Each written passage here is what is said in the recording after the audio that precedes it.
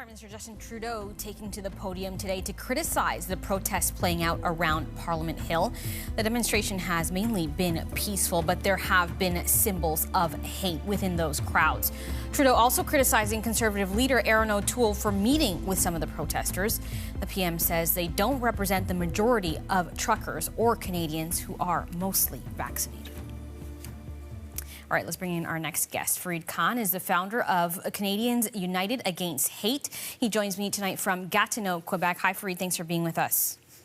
Hi, Janella. So you had a vigil organized in Ottawa to commemorate the five-year anniversary of the Quebec mosque shooting.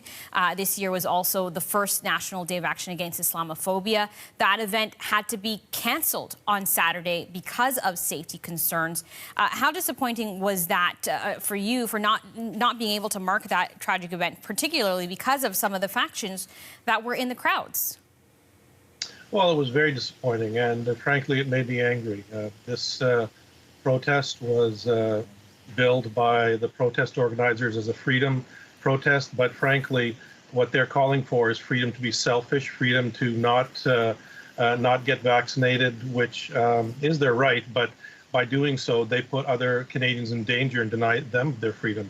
And the freedom of myself and all the other people who we're going to attend that vigil, who are going to participate and speak at that vigil, our freedom was denied as well, as was the freedom of more than 1 million Ottawa citizens who had to basically stay home because police were fearing what was going to happen.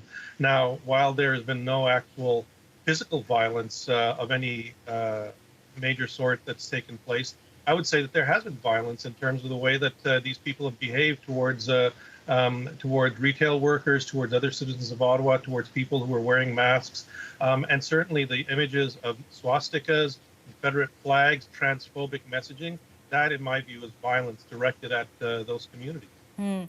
Some would say that, yes, there are, Nazi symbols, Confederate flags, etc. There were some people who were, as you say, intimidating staff and employees. But that the beginning, the reason this protest is happening is because this is about protecting freedom of choice, and there have been some bad actors within this group. What's your response to that? Well, yeah, there might be some bad actors, but the fact is that all the people who are on the Hill demonstrating, they essentially let the people who are carrying the swastikas, the Confederate flags, and so forth have free reign. If it was really about freedom, and if it was really about choice, then they basically should have told those people to get out, because that's not the sort of messaging that is compatible with what the protesters were there for. And so I take issue with anyone who's saying it's only a few bad actors. When you allow such voices and such people with such ideologies to be part of something that you're doing, and you say nothing, you allow them free reign, then basically you're saying you're okay with that. Silence is complicity, and frankly, all the people who allowed them to have free reign on Parliament Hill on the weekend, they are complicit by their silence. So to that end, if there are folks who say, look, this is a protest that this is something that I do want to have my voice heard on. I don't support vaccine mandates. I don't support, some of these lockdowns and public health measures to this end, and I deserve to have my voice heard. What do you suggest? Should they have separated themselves, made a different protest?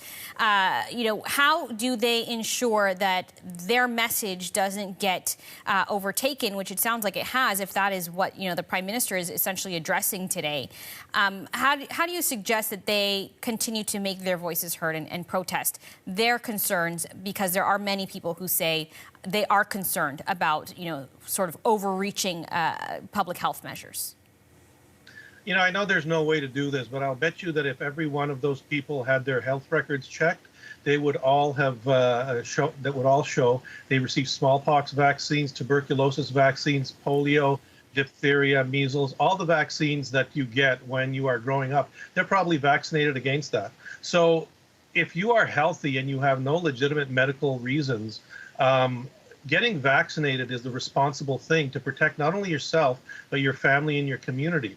And with respect to the people who say that this is about protesting for a freedom, yes, okay, you do have a right to protest. That's guaranteed in the charter. But you know what? I've also organized protests in the past. But you know what I didn't do? I didn't intimidate people. I didn't accost people. None of the people involved in the protests I was involved with went out and urinated or defecated on public property. They didn't violate or desecrate sacred symbols like the Tomb of the Unknown Soldier or the Terry Fox statue.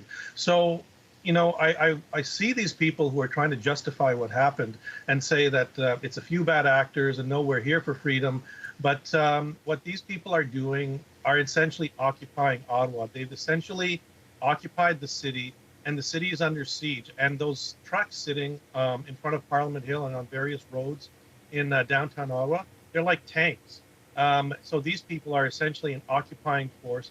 And I think that people forget that the organizers of this protest are people with known histories of Islamophobia, anti-Semitism, racism, neo-Nazi ideology. And now suddenly they have a slush fund through GoFundMe of $9 million.